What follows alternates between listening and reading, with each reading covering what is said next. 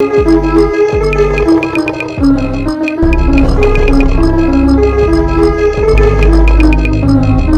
a bustling metropolis, amidst towering skyscrapers and crowded streets, lived a boy named Max with his family. Max had a burning passion for music, especially the piano. Every day, he would stand by the window, gazing down at the city square, where a street musician played mesmerizing melodies. In his dreams, Max saw himself on a grand stage, his music touching the hearts of all who heard it. For his 10th birthday, Max's parents had saved every penny to buy him a special gift, a Pianosaurus, a one-of-a-kind dinosaur-shaped piano. When Max first laid eyes on it, he squealed in delight. The piano was crafted like a green dinosaur, its white keys forming the teeth of its grinning mouth, and its eyes lit up with a soft glow when the keys were played. "Is it really mine?" Max asked tearfully, hugging his parents tightly, but their joy was short-lived. That afternoon, his father drove the family through the city centre to head home. The streets were congested with traffic, the air filled with honking horns and the mechanical clamour of nearby construction sites. One such site was a massive project, a toy factory for Poppy Playtime, famous for its bizarre and eerie toys. As the truck passed the construction site, a deafening metallic screech tore through the air. Max turned to the window and saw a giant crane swaying precariously. Before he could react, a colossal steel beam plummeted from above.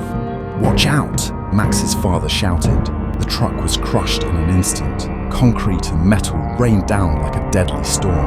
Screams erupted from the crowd as chaos ensued.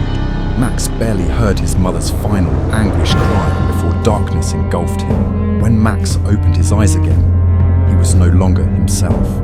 His soul had been bound to the Pianosaurus, the precious gift he had once loved so dearly.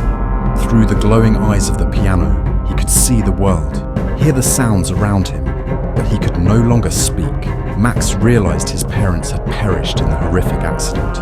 Grief and fury consumed him, transforming him. The Pianosaurus was no longer just an instrument, it became a vessel of vengeance. Its once cheerful melodies turned into haunting dirges, echoing with sorrow and rage. Under the cover of darkness, the Pianosaurus roamed the streets on its claw-like legs, its eyes burning crimson. Max was determined to find those responsible for the tragedy. The trail led Max to the Poppy Playtime factory, where the accident had occurred. He discovered that the disaster was no mere mishap. The factory's owner, a ruthless tycoon named Ludwig, had ordered the construction to be rushed, ignoring safety warnings. The crane had collapsed from overuse, causing the catastrophe. Under the moonlit sky, Pianosaurus crept into the factory. The dimly lit hallways were eerie, the flickering lights casting long shadows. Each step of the Pianosaurus reverberated with ominous music. Workers pulling late-night shifts fled in terror at the sight of a piano with dinosaur legs, its glowing eyes piercing through the dark. Max spared no one who tried to stop him. His pursuit of vengeance was relentless, his haunting melodies shaking the very walls of the factory. As he neared Ludwig's office, Max prepared to end the nightmare once and for all, but he failed to realize that Victor had set a trap. Anticipating the arrival of the piano monster, Victor had instructed his engineers to build a special containment unit. The moment Pianosaurus entered the room, heavy steel doors slammed shut, sealing Max inside. Max tried to break free. The piano roared, unleashing a cacophony of anguished music that echoed through the factory, but the reinforced cage held firm. "You'll make the perfect addition to my collection," Victor sneered coldly. The Pianosaurus was encased in a glass display box and placed in the factory's exhibit hall, labelled as the Piano of Shadows. From that day on, the Pianosaurus became a macabre attraction in the factory, locked away in a room known as the Forbidden Music Chamber. Visitors whispered that if you listened closely at night, you could hear faint melodies coming from the piano. Sometimes the tunes were soft and melancholic, as if mourning a lost childhood. Other times, they were chilling, like the screams of a tormented soul. Max remained trapped, his once boundless joy replaced by an eternity of sorrow. Though his hatred for Ludwig burned brightly, Over time, it was replaced by a profound loneliness. Would anyone ever be brave enough to free Max? Or would he remain a forgotten relic in the dark, where dreams were crushed and hope extinguished?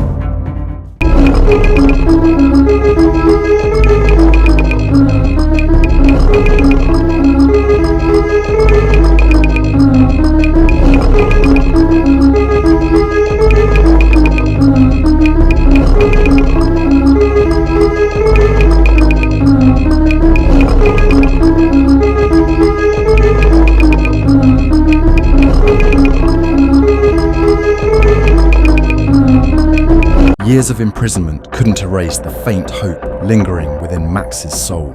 Trapped in the body of PIANOSAURUS, he waited for the right moment. One stormy night, a power surge caused the factory's systems to fail. Glass shattered under the vibrations of Max's anguished music, and PIANOSAURUS stepped into the dim corridors of the Poppy Playtime factory. For the first time in years, Max felt freedom.